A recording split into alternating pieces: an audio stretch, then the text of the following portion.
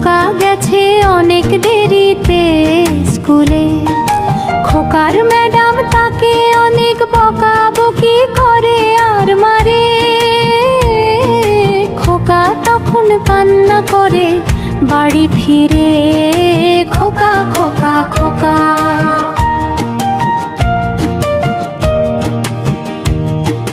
খোকা গেছে বাজারে।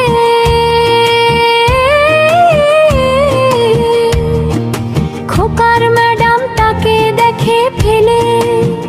ম্যাডাম খোকাকে খোলো করতে করতে খোকার বাড়িতে যায়। খোকা রান্না করে তার বাবাকে খাওয়ায়। খোকা রান্না করে তার বাবাকে খাওয়ায়। খোকার বাবা ছিল অসুস্থ, তাই বাড়ির কাজ খোকা করে।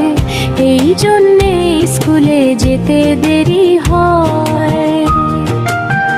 ম্যাডাম সব দেখে ফেলে আর খোকাকে অনেক আদর করে। খোকা খোকা খোকা খোকা।